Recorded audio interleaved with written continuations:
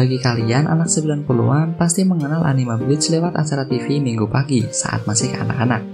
Meski seingat saya pihak pertelevisian tidak menayangkan sampai episode terakhir, tapi memori-memori keren tentang pertarungan berpedang antara Shinigami pasti masih sangat membekas, bukan? Dan ternyata anime Bleach sudah selesai sejak beberapa tahun yang lalu, bahkan manganya juga sudah tamat. Untuk yang belum tahu, anime Bleach tidak mencakup semua manganya dan hanya menayangkan sampai arc Espada, di mana Ichigo mengalahkan Aizen dengan final Gatsuga Tenso. Dan bagian yang tidak ditampilkan adalah arc Fullbring dan konflik antara Shinigami dengan Quincy.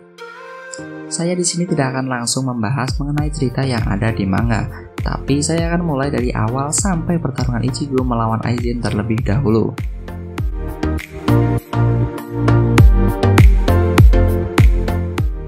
Awalnya, Ichigo adalah seorang siswa SMA biasa yang memiliki kelebihan bisa melihat roh. Nggak bisa disebut biasa sih ya kalau gitu, tapi udahlah lanjut aja. Sampai akhirnya dia bertemu dengan Rukia, Kuchiki, dan Kisuke Urahara yang merubah kehidupannya 180 derajat. Awal cerita dimulai dari Rukia yang melarikan diri ke dunia manusia dan menjalin pertemanan dengan Ichigo, Inoue, Shadow, dan juga Ishida sebagai orang biasa. Konflik baru pun muncul. Karena Rukia melanggar aturan dari Soul Society, tempat tinggal para Shinigami, dia terancam dihukum mati. Dan diutuslah 2 orang dari Soul Society untuk menjemput Rukia secara paksa, yaitu Renji Abarai dan Byakuya Kuchiki, yang merupakan kakak dari Rukia sendiri. Ichigo awalnya tidak tahu apa-apa dan hanya mencoba menyelamatkan Rukia, sampai perlahan-lahan Ichigo mulai terseret dengan dunia para Shinigami. Karena menyadari kelemahannya saat dikalahkan oleh Byakuya, Ichigo pun mulai berlatih di tempat Urahara dan mempelajari tentang Zanpakuto dan juga Bankai. Tidak hanya Ichigo saja, Inoue, Ishida, dan Shadow pun juga berlatih untuk meningkatkan kekuatan mereka. Tibalah mereka di Soul Society dan melakukan banyak pertarungan dengan para Shinigami dan juga para komandan dari Shinigami. Ichigo sempat terdesak saat melawan Byakuya. Dan tidak ada angin, tidak ada hujan, tiba-tiba nongol kekuatan misterius yang entah dari mana asalnya. Sampai akhirnya saat berlatih dengan Shinji Hirako, diketahui bahwa itu adalah kekuatan dari Hollow. Pada arc pertama ini diketahui kalau Rukia yang kabur ke dunia manusia ternyata adalah rencana dari komandan Shinigami, yaitu Sosuke Aizen, untuk menyempurnakan Hogyoku. Tapi karena eksekusi gagal, akhirnya Aizen sendiri yang turun tangan dan mengambil Hogyoku dari tubuh Rukia. Karena ada kejadian yang tidak terduga tersebut, akhirnya muncul konflik baru di mana ternyata Aizen berkhianat dan berniat menghancurkan Soul Society. Diceritakan bahwa Aizen membuat markas di Hueco-Mundo dan membuat pasukannya sendiri, yaitu Espada. Selain membentuk pasukan yang disebut sebagai Espada, Aizen juga tertarik dengan kemampuan Inoue. Dan untuk memenuhi rasa keingintahuannya, Inoue pun diculik oleh para Espada. Di sini kita bisa melihat pola yang sama seperti pada arc pertama, di mana teman Ichigo diculik dan Ichigo tidak bisa mengalahkannya. Kemudian berlatih lalu berangkat menyelamatkan temannya yang terpaksa ikut atau diculik. Tidak hanya pola awalnya saja yang sama, pola akhirnya pun sama. Ternyata Inoue sama halnya dengan Rukia di arc awal, singkatnya hanya untuk penyempurnaan, setelah itu dibuang. Oke, kita berlanjut ke bagian yang tidak ditampilkan di anime, yaitu arc Quincy. Dan lagi-lagi pola awalnya sama, dan sekarang yang pergi adalah Ishida. Ada beberapa bagian yang menarik di arc Quincy ini.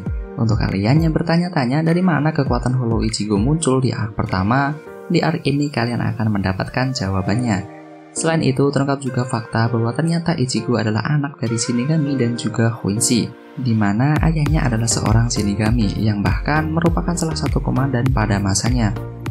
Dan ibunya adalah seorang Quincy berdarah murni yang memiliki kemampuan bertempur yang hebat. Sebenarnya ada banyak yang bisa dibahas di arc ini, hanya saja akan saya bahas secara lengkap di lain waktu.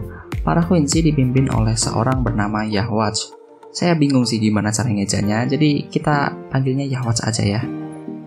Yhwach ini dikenal sebagai ayah dari para Quincy, di mana semua kekuatan Quincy berawal dari dirinya. Ada legenda yang mengatakan kalau Yhwach tidur selama 900 tahun, dan ketika ia bangun, ia akan kembali mendapatkan kekuatannya dari para Quincy yang lain. Simpelnya, ini orang kalau bangkit, maka kekuatan para Quincy akan langsung berpindah ke Yhwach dan mengakibatkan para Quincy tidak memiliki kekuatan apa-apa. Bahkan sampai ada yang meninggal dunia. Ini juga yang menjadi penyebab kematian Ibu Ichigo, di mana saat Ibu Ichigo diserang oleh Hollow, saat itu juga Yhwach bangkit dan merebut semua kekuatan para Quincy berdarah murni dan berdarah campuran, termasuk Ibu Ichigo, yang mengakibatkan Ibu Ichigo dapat dibunuh oleh Hollow dengan mudah. Nah, alasan kenapa Ishida ini direkrut oleh Yhwach, karena Ishida adalah satu-satunya Quincy berdarah campuran yang masih memiliki kemampuan Quincy saat Yhwach bangkit. Yhwach sendiri mengatakan kalau Ishida spesial dan menjadikannya sebagai penerus dirinya, yang tentunya menimbulkan konflik internal di antara para Quincy. Tapi lagi-lagi mirip dengan pola arc pertama dan kedua, sampai akhir si Ishida ini malah dianggurin loh, dan yang menduduki posisi tahta pada akhirnya tetap Yhwach. Saya akui secara pribadi pertarungan Quincy dan Shinigami ini seru, tapi saat ending saya kurang puas dengan permasalahan yang dibawa di awal. Kalau Rukia, Inoue, dan Ishida diculik untuk kepentingan musuh, seharusnya ada momen di mana mereka ini benar-benar menjadi klimaks dari ending cerita di setiap arc. Tapi hal ini malah tidak terjadi. Untuk Rukia mungkin bisa dianggap agak nyambung ya dengan permasalahan yang dibawa di awal, tapi menurut saya tetap agak memaksa. Dan inilah yang terjadi di setiap arc cerita Bleach. Pola awal dan akhirnya nyaris sama. Teman-teman Ichigo berpihak pada musuh secara paksa, lalu pergi. Setelah itu Ichigo dan kawan-kawan datang menyelamatkan sambil membawa kekuatan baru. Sampai di sana mereka malah terjebak dalam perang besar. Dan teman yang berpihak pada musuh di awal cerita malah tidak berperan apa-apa pada ending. Kan gimana ya, kurang enak aja gitu. Apalagi ending dari setiap arc yang tidak nyambung dengan cerita di awal. Dan kenapa semua yang diculik atau berpihak pada musuh harus teman-teman Ichigo? Seperti Rukia, Inoue, dan Ishida. Lalu bagaimana dengan Shadow?